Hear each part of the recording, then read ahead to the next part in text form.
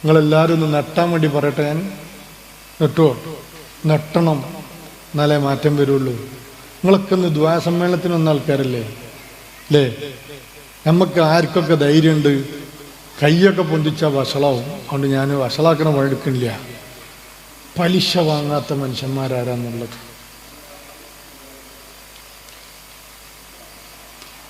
ബാങ്കിൽ ആധാരം കൊണ്ടുപോയി വെക്കാത്ത ആൾക്കാരാരുള്ളത്? അതല്ലെങ്കിൽ പൊന്ന് പണയപ്പെടുത്താത്ത ആരാളുള്ളത്?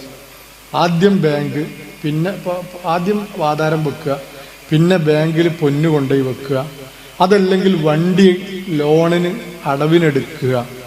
ഇത് മൂന്നും ഇല്ലാത്ത ആളുകൾ എത്ര ആൾക്കാരുണ്ട്? പലിശ വാങ്ങൽ മോശാൻ. ഈ ആളെ വർത്താനം കേട്ടത് മൂന്നും പലിശ അല്ല. പലിശയല്ലേ? ആണ്. അതിന് ചില ആൾക്കാരെ ഹലാലാക്കാൻ വേണ്ടി നുണയും പ്രചരിപ്പിക്കുക. വണ്ടി ലോണിനൊക്കെ വാങ്ങുക, അതിൽ ഹറാമൊന്നുമില്ല.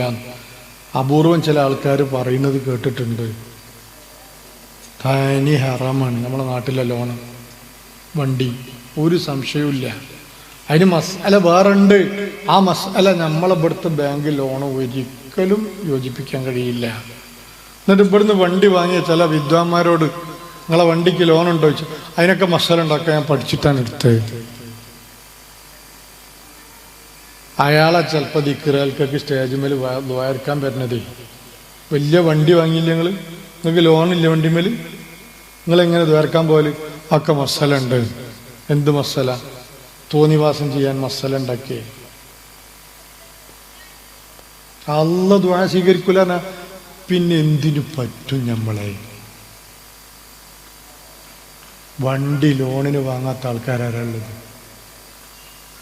ഫ്രഷ് വണ്ടി ലോണെടുത്ത് വാങ്ങാത്ത, അടവിട്ട് വാങ്ങാത്ത ആരാണുള്ളത്? അപ്പം നമ്മളോട് അങ്ങനത്തെ ആൾക്കാരൊക്കെ ഇവിടെ നീച്ചു പോകണം എന്ന് പറഞ്ഞാൽ 80% ആൾക്കാർ നീച്ചു പോകേണ്ടി വരും. അപ്പം തൽക്കാലം നീച്ചു പോകണ്ട. നിങ്ങൾ ഇന്ന് ഇവിടുന്ന് തീരുമാനിക്കുക. ഇന്ന് ഞാൻ വന്നതിനുള്ളൊരു ഉപകാരം. അടച്ചോനെ, ഞാൻ കുടുങ്ങിപ്പോയല്ലോ, ഇനിയിപ്പോൾ എന്താ കാട്ടുക? അള്ളാഹിനോട് കരയാ. അള്ളാഹ് ഗഫൂറും ഗഫാറും അഫുവും ഒക്കെയാണ്. അറിയാതെ പെട്ടത് ഇന്നത്തെ വയല് കേട്ടപ്പോഴാണ് എനിക്കിതിൻ്റെ ഗൗരവം മനസ്സിലായത്. പക്ഷേ ശരിയെന്നല്ലേ ഞാൻ പറഞ്ഞത്? തെറ്റൊന്നുമില്ലല്ലോ, ശരിയാണെന്ന് പറഞ്ഞു. ഞാൻ പറയാൻ എനിക്ക് ആ വിഷയത്തിൽ 100% ഞാൻ ആ വിഷയത്തിൽ സൂക്ഷിക്കാറ്. പുതിയ വണ്ടി ഞാൻ വാങ്ങാറില്ല.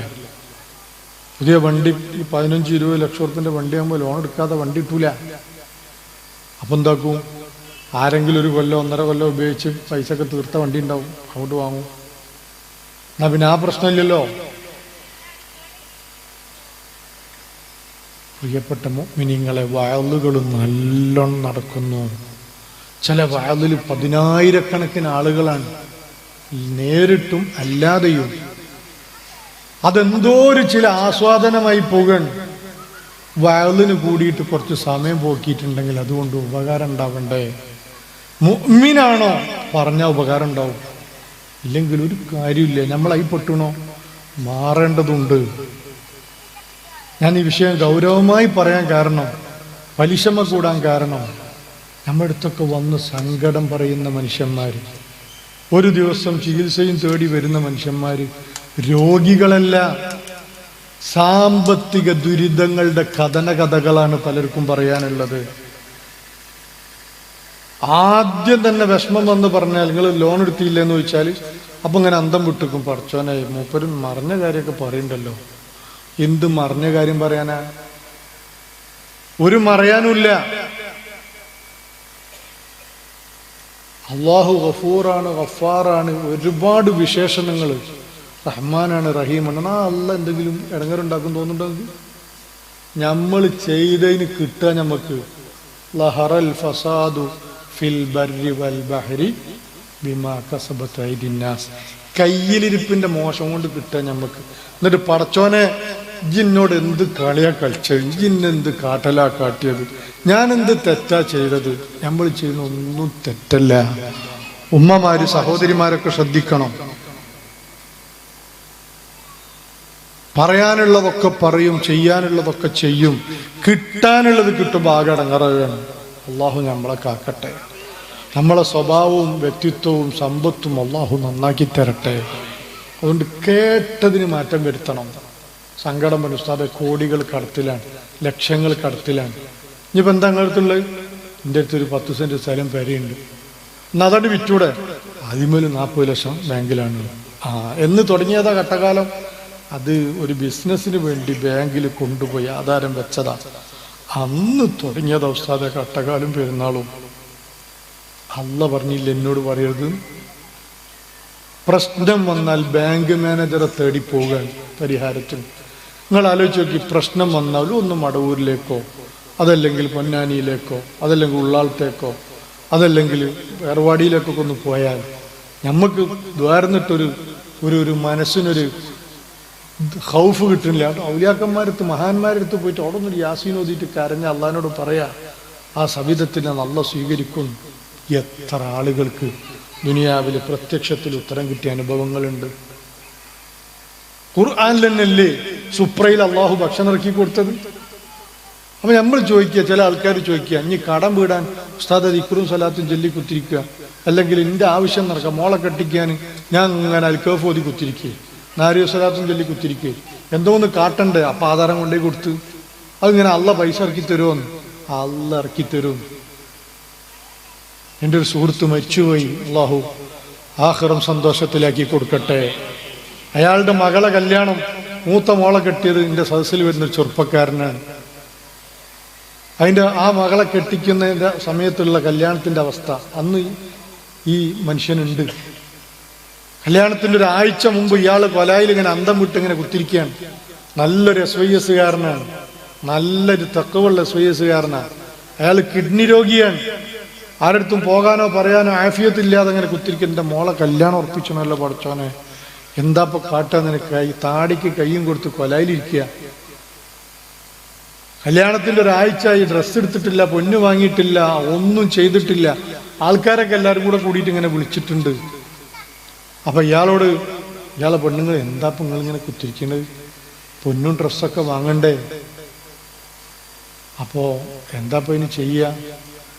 അപ്പോൾ മൂപ്പരളിയനാരോ പറഞ്ഞല്ലോ, ഒരു കാര്യം ചെയ്യും, തരൻ അള്ള തന്നല്ലോ, അപ്പോൾ അതിൻ്റെ ആധാരം തൽക്കാലം കൊണ്ടുവച്ചിട്ട് 2 ലക്ഷം 3 ലക്ഷം തോനൊന്നും വാങ്ങണ്ട, 2 ലക്ഷമോ 3 ലക്ഷമോ ഒക്കെ വാങ്ങിയാൽ തൽക്കാലം നമ്മളെ കാര്യം നടക്കും. നിങ്ങൾ അളിയ അങ്ങനെ ചെയ്തോളിയും.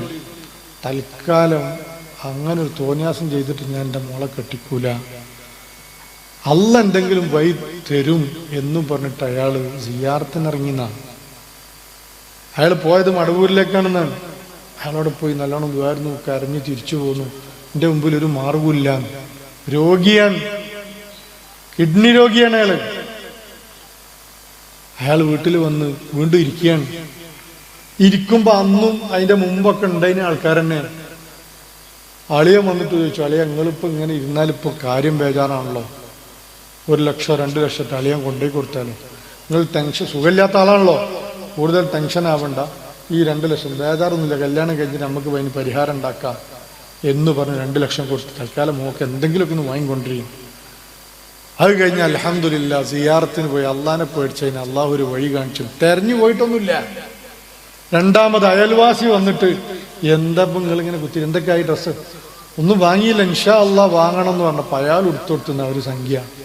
തൽക്കാലം നിങ്ങൾ കല്യാണത്തിൻ്റെ ആവശ്യങ്ങളൊക്കെ നടക്കട്ടെ, എന്നിട്ട് നമുക്ക് പൈസക്ക് പരിഹാരം ഉണ്ടാക്കാം. ഇയാളെ കല്യാണം ഭംഗിയായി കഴിഞ്ഞു.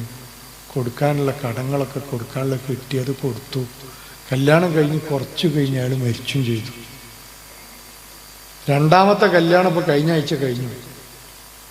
അയാൾ മരിച്ചതിൻ്റെ ശേഷം അയാൾ അന്ന് കെട്ടിയ പുതിയാപ്പിള വന്നിട്ട് ഉസ്താദേ, അന്നിപ്പോൾ മൂപ്പരുണ്ടായിനി, ഇനിയിപ്പോൾ എന്താവും എന്നറിയില്ല, അളച്ചിൻ്റെ കല്യാണമൊക്കെ എല്ലാം കൂടെ. ഞാൻ പറഞ്ഞു നിങ്ങൾ ബേജാറാവണ്ട. അയാൾ ആരാന്നറിയോ? അയാൾ വല്ലാത്തൊരു മനുഷ്യനാണ്. അത്രയും മുഖ്ലിസാണ്, ഒരു സംഘടനാ പ്രവർത്തകൻ എന്ന് മാത്രമല്ല, നമ്മളെ പ്രസ്ഥാനം ശരിക്കും മനസ്സിൽ ഉൾക്കൊണ്ട മനുഷ്യനാണ്. പേരിൽ ഇവിടെ ഇങ്ങനെ എഴുതി ഒട്ടിച്ചുകൊണ്ട് കാര്യമില്ല, പൊടി പേരിൽ പിടിച്ചുകൊണ്ട് കാര്യമില്ല. അയാൾ ശരിക്കും നിങ്ങളെ കല്യാണത്തിൻ്റെ അന്ന് അയാൾ ഈമാന് വെട്ടിത്തെളിച്ച് കാണിച്ചു കൊടുത്തിട്ടുണ്ട്. അയാൾക്ക് അതിനുള്ള വെളിച്ചമുള്ള കാണിച്ചു കൊടുത്തു. അവധി എത്തിയപ്പോൾ അയാൾ പോയിട്ടുണ്ട്. നിങ്ങൾ നോക്കേണ്ടി, ബേജാറാവണ്ട, ഇൻഷാ അല്ലാഹ്.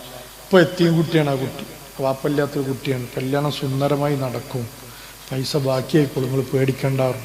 അങ്ങനത്തെ ഒരു നല്ല വാപ്പൻ്റെ മോളെ കല്യാണം അള്ളാഹ് വെറുതാക്കുമോ?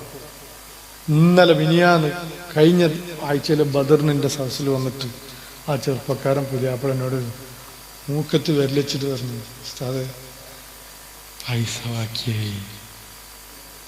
മൂപ്പര് ഖബറിലാണ്. മൂപ്പർക്ക് ഒരു അധ്വാനവും ഇല്ല.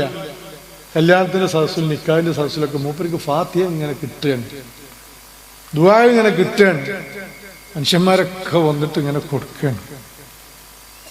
കല്യാണം കഴിഞ്ഞപ്പോൾ സത്യം പറയട്ടോ, പൈസ ബാക്കിയായി. ആരാണ് ഈ ലോകം നിയന്ത്രിക്കുന്നത്? നിങ്ങൾ ആലോചിച്ച് നോക്കിയട്ടെ. ഈമാൻ ഉണ്ടായത് കൊണ്ടാണ് പിടിച്ചുന്നത്. ഇല്ലെങ്കിൽ ചോദിക്കും, ഇങ്ങനെ ദ്വാരന്നിട്ട് ഇങ്ങനെ കുത്തിന്നാൽ മതി, എല്ലാവരും പോയി വാങ്ങേണ്ടി വരില്ലേ, നിങ്ങൾക്ക് തൊള്ളോണ്ട് പറഞ്ഞാൽ മതി. ചില ആൾക്കാർ പറയണ.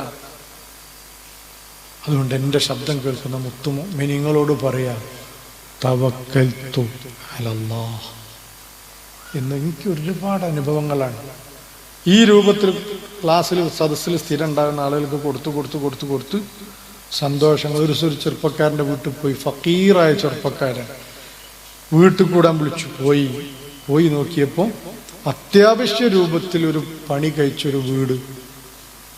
ഞാൻ ചോദിച്ചു, മോനെ കടണ്ടോ ചോദിച്ചു. ഉസ്താദേ അൽഹംദുലില്ലാ ₹1 കടല്ല. താമസിക്കാൻ പറ്റിയ കോലത്തിൽ, ആർഭാടങ്ങളും ഇല്ല, വലിയ ഒന്നുമില്ല, കിടക്കാൻ പറ്റിയ സൗകര്യത്തിൽ, മഴ കൊള്ളാതെ വെയിൽ കൊള്ളാതെ. ഇതും പ്രതീക്ഷിച്ചില്ലായിരുന്നു. അള്ളാഹു സഹായിച്ചു. എങ്ങനെ സഹായിച്ചു വെച്ച് ഞാൻ, കാരണം ഓൻ അന്നാന്ന് മീനെടുത്തിട്ട് വിറ്റിട്ട് കിട്ടുന്ന ₹500 കൊണ്ട് കുടുംബം പോറ്റി പോണവനാ. എങ്ങനെ അള്ളാഹ് സഹായിച്ചു? ഇത് പഠിക്കാനാണ്. നിങ്ങളെ പോലത്തെ മോമിനീങ്ങളെ കിട്ടുമ്പോൾ ഇത് പറഞ്ഞുതരാൻ വേണ്ടിയാണ്. എങ്ങനെ അള്ളാഹ് സഹായിച്ചു ചോദിച്ചു. ഒരു വീടാവാൻ കുറച്ച് പണിയില്ലേ? അള്ളാഹ് സഹായിച്ചു പറഞ്ഞാൽ ബദർ മൗലിദിൽ വന്നപ്പോൾ ഇങ്ങനെ കിട്ടിയ പ്രസംഗം ഇങ്ങനെ ഇവിടെ ഇങ്ങനെ കൊണ്ടുവരുന്നു അപ്പോഴൊക്കെ ഉള്ള ദുആണ്. ഒരു പെരണ്ടാക്കണം, 5 പൈസ പലിശന്റെ പൈസ തൊടൂല. അങ്ങനെയൊക്കെ പെര കിട്ടിയാൽ മതി. അപ്പൊ എങ്ങനെ കിട്ടി? ₹500 ഉണ്ടാവില്ലല്ലോ. ഉസ്താദേ കുറ്റി അടിച്ചത് മുതൽ ഇങ്ങനെ ഓരോരുത്തർ 5000, 10,000 ഒക്കെ ഇങ്ങനെ കണ്ടറിഞ്ഞി തന്നു. ഞാൻ ആരോടും ചോദിക്കാൻ പോയി. എല്ലാവർക്കും അറിയാ ഇയാള് സാധുവാണ്. എങ്ങനെ അറിയാ? അള്ളാഹു ഉള്ളവന്റെ ഹൃദയത്തിൽ കിട്ടുകൊടുത്ത് പാവാണ്. ഈ എന്താ കൊണ്ടേ കൊടുത്തേക്ക്. അങ്ങനെ ഈ പെരപ്പണി കഴിയുന്നവരെ പലരും 5ഉം 10ഉം സഹായിച്ച് അൽഹംദുലില്ലാ കേറിക്കിടക്കാൻ തറവാട്ടിൽ സൗകര്യമില്ല. ഇപ്പൊ കേറി എനിക്കുണ്ട് പെണ്ണുങ്ങൾക്കും കുട്ടികൾക്കും കിടക്കാൻ പറ്റും. ഇനി എനിക്കൊന്നും വേണ്ട. ഞങ്ങൾ നോക്കി കോണിക്കൂട്ട് പോയിട്ട് പടച്ചോനെ ഒന്നും വേണ്ടെന്ന് പറഞ്ഞ ഈ സാധുവിൻ്റെ അവസ്ഥ. കോണിക്കൂട്ടിൽ നല്ല മുളങ്ങനെ കീറിയിട്ട്, മറ്റേ അടക്കൻ്റെ കവുങ്ങും കീറിയിട്ട് 4-5 ഇങ്ങനെ അടുത്തടുത്ത് വെച്ചിട്ട് നല്ല ഷീറ്റുണ്ട്. അപ്പം ഞാൻ ചോദിച്ചു, ഇതൊക്കെ ഒന്ന് മാറ്റണ്ടേ? പടച്ചോ ഞാനിതും പ്രതീക്ഷിച്ചില്ലേനു ഉസ്താദ്. എങ്ങനെ മറിച്ചിട്ടൊരു പെരണ്ടാക്കേണ്ടി ഒരു പൈസ ഇല്ലാത്ത ഞാനെന്ന് വിചാരിച്ചു. വാർപ്പിട്ട് കോണിക്കൂട്ടിലല്ലേ ഷീറ്റിട്ടുള്ളൂ, ഒരു പ്രശ്നമില്ല. വാതിൽ മുന്നിലും പിന്നിലും ഉണ്ട്. ജനലൊക്കെ സിമെന്റിന്റെ വെച്ചാണ്. ഇനി ഇതിനുള്ളിൽ ആരും പാഞ്ഞു കയറും. മഴക്കാലം വരുമ്പല്ലേ. അപ്പം ഞാൻ ഒരു ഷീറ്റ് ഇങ്ങനെ പുറത്ത് പാറലടിക്കാക്കാൻ ഞാൻ അടിക്കും. എന്തൊരു നല്ല മനസ്സ് എനിക്കുണ്ടോ മനസ്സ്. ഈ വളരെ ഞങ്ങളോട് എളുപ്പ നടപ്പിലാക്കാൻ കുറച്ച് കഷ്ടപ്പാടും നമുക്കും ഉണ്ടാവും. അതുകൊണ്ട് ഇവിടെ വന്ന മിനിങ്ങളോട് പറയാം, ഈ സംഘാടകരും ഈ മദ്രസ പ്രസ്ഥാനമൊക്കെ ആഗ്രഹിച്ചത് ഒരു നല്ല കൗമിനെ വളർത്തുക എന്നുള്ളതാണ്.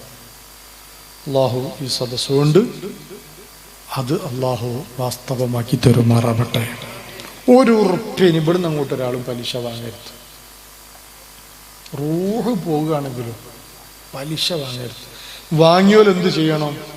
തല വിറ്റിട്ടെങ്കിലും പലിശ അടക്കണം, ഒഴിവാക്കണം.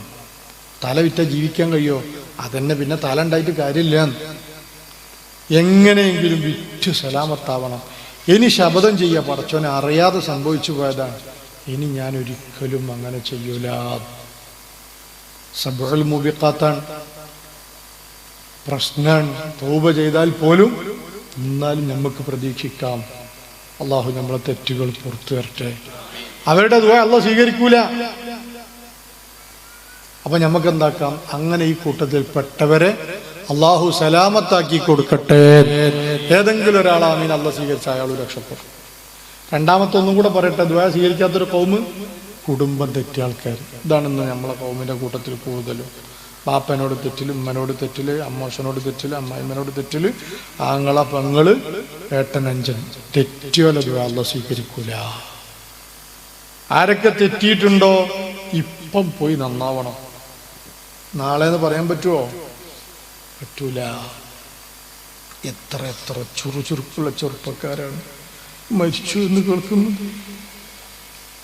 ഗൾഫിലേക്ക് പോയി. ഇപ്പം എന്നോട് കഴിഞ്ഞ ആഴ്ച ഒരാൾ വിളിച്ചു, ഉസ്താദെ ഗൾഫിക്ക് പോയി മരിക്കാനായിട്ട് പോയ മാതിരി ചെറുപ്പക്കാരൻ അവിടെ പോയി ജോലി കയറിയില്ല, അവിടെ പോയി ഇറങ്ങി ജോലി കയറാൻ പോകുമ്പോഴത്തേനും മരിച്ചുപോയി. ഞാൻ ചെന്താ രോഗം ഉണ്ടെന്നു. എന്ത് രോഗം ഉസ്താദെ? കരിമ്പ് പോലത്തെ ചങ്ങായി, ജീവിതത്തിൽ ഗുളിക പോലും തൊടാത്ത ചെറുപ്പക്കാരൻ അവിടെ എത്തി. എന്താ കേസ്? അറ്റാക്ക്. ഇതാണ് മനുഷ്യന്റെ അവസ്ഥ. പലിശ ഒക്കെ ആയിട്ട് പോവുകയാണെങ്കിൽ നിങ്ങൾ ആലോചിച്ച് നോക്കിയട്ടെ, മിഹ്റാബിൽ പോലും മയ്യത്ത് കിടത്താൻ പോലും നമ്മളെ മയ്യത്തിന് യോഗ്യത എത്തുമോ? ആരാണ് നമ്മളെ പലിശ വീട്ടുക? ഇനി പലിശ എന്ത് മാത്രമല്ല, ആളെ പറ്റിച്ചാലൊക്കെ പെട്ട്.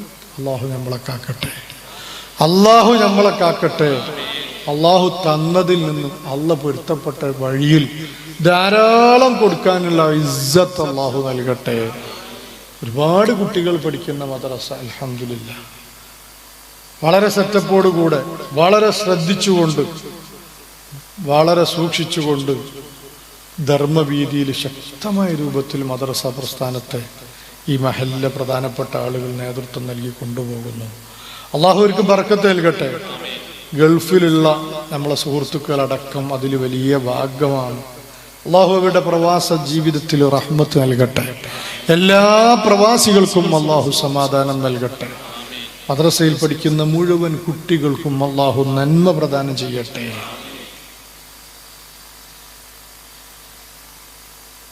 എല്ലാ അനാചാരത്തിൽ നിന്നും അനീതിയിൽ നിന്നും നമ്മളെ ഖൗമിനെ അള്ളാഹു രക്ഷപ്പെടുത്തട്ടെ, അള്ളാഹു രക്ഷപ്പെടുത്തട്ടെ.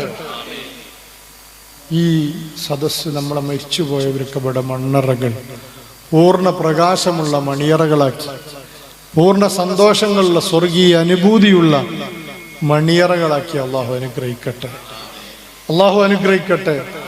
ഒന്നും പറയില്ല, ഇയാളെ തലമ്പാലില്ല, ഒന്നും പറയില്ല എന്നല്ല ഇത്രയും പറഞ്ഞു പോയി. ഇന്നലെ നിങ്ങളെ സദസ്സിന്ന് ഒരാളും എഴുന്നേൽക്കുന്നത് കാണുന്നില്ല.